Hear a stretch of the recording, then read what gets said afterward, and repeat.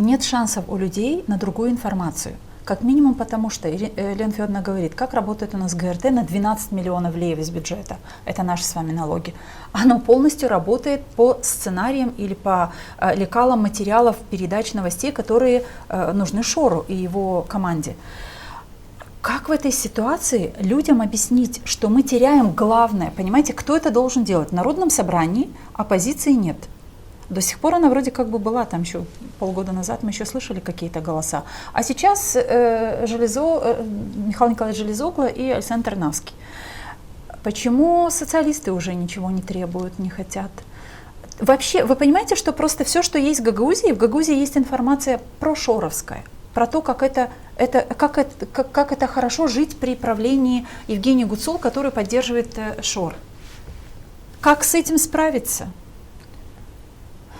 Опять же, часть большой политтехнологии, когда ГРТ было передано в концессию Илану Шору. Это же было сделано намеренно, и избрание руководителя этого органа, связанного с коммерческими структурами Илана Шора. То есть вы помните, что Тудор Добров баллотировался, наш местный патриот, и парень, которого никто не знал, но он работал у Шора.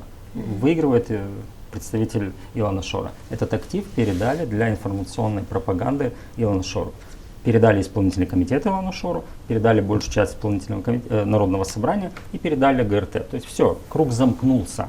Здесь полная доминация тех мыслей, которые есть у Илана Шора. А у него мысль одна: конфликт Камрад-Кишинев для демонтажа государственной власти. Все, а мы только в этом как разменная монета. А почему не хватило, как вы думаете, ваше мнение о том, почему не хватило у нас, у гагаузского сообщества, стать третьей силой и заявить, что подождите, так нельзя?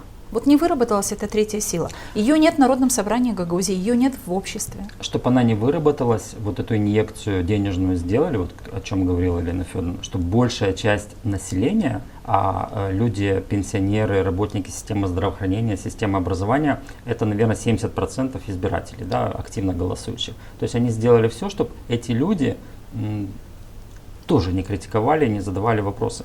Безусловно, есть сегменты, я знаю этих людей, врачей, учителей, которые не написали заявление. Они все это понимают, что это происходит. Есть те, кто написали заявление, тоже все понимают и подходят не публично, говорят мне: мы вас поддерживаем, держитесь, идите дальше. Но большая часть просто рады тому, что им помогают эти деньги, и они не задают никаких вопросов.